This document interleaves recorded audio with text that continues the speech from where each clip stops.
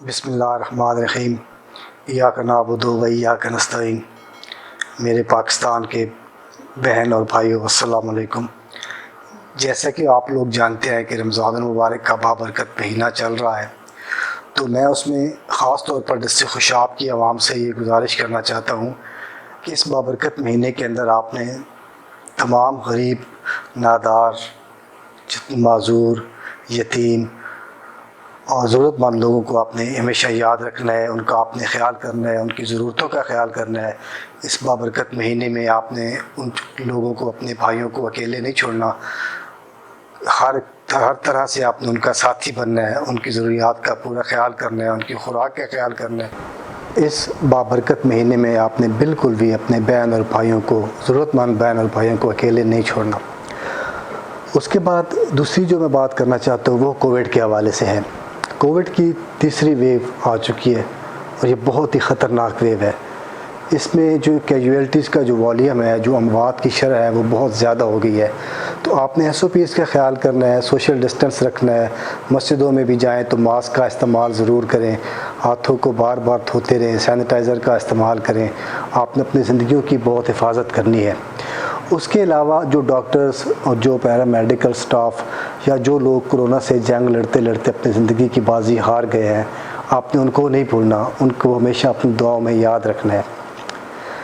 تیسری بات PP84 کے حوالے سے میں کرنا چاہتا ہوں کہ وہاں پہ اس ٹائم الیکشن ہو رہا ہے 5 مئی کو، تو اس الیکشن میں بھی میرا یہ پیغام ہے کہ آپ نے اس تھرڈ ویو کا بہت خیال کرنا ہے، SOPs کا بہت خیال کرنا ہے۔ آپ نے ہاتھوں کو آپ نے دھوتے رہنا ہے، بار بار سینیٹائزر کو استعمال کرنا ہے، سوشل ڈسٹینس کو آپ نے مد نظر رکھنا ہے، جتنا ہو سکے آپ نے حفاظتی تدابیر اڈاپٹ کرنی ہے۔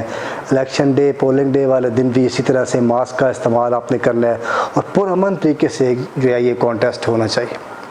تو راجہ ناصر صاحب، آپ کا N93 کا جو حلقہ ہے، اس میں سمیرا ملک کافی ایکٹیو ہو چکی ہیں، تو وہ کئی بار الیکشن بھی جیت چکی ہیں، تو اس حوالے سے آپ کی کیا رائے ہے؟ نہیں، دیکھیں میں آپ کو ایک بات بتاؤں، دیکھیں ایک اس میں صرف ایک بات سمجھنے کی ہے۔ میں N93 کے اوپر جو بات PP84 کے الیکشن کے بات کروں گا ڈیٹیل میں جس خاتون کا آپ ذکر کر رہے ہیں، میں اس کے اوپر صرف اتنا کہنا چاہتا ہوں کہ دیکھیں یہ الیکشن کوئی جیتی نہیں ہے، کوئی ایک الیکشن بھی نہیں جیتی، جتوایا گیا ان کو الیکشن۔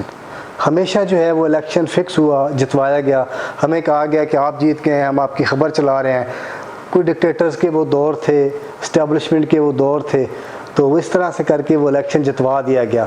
نہ کبھی وہ الیکشن جیت سکی ہے ہم سے، اور نہ ہی انشاءاللہ کبھی وہ جیتے گی۔ وہ اس پوزیشن میں ہے ہی نہیں۔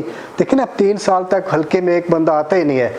اب جب 3 سال کا ٹرنور گزر گیا تو 1-2 دفعہ اگر آ گئی ہیں تو اس کا مطلب یہ نہیں ہے کہ وہ ایکٹیو ہو گئی ہیں، اور اب تو وہ ان کا سکور بھی نہیں رہا، پہلے بھی اتنا نہیں تھا۔ مجھے نہیں لگتا کہ وہ ہمارے الیکشن میں کسی جگہ پہ وہ ہمارے کمپٹیشن کا حصہ بن سکتی ہے۔ ٹھیک ہو گیا، تھینک یو ویری مچ۔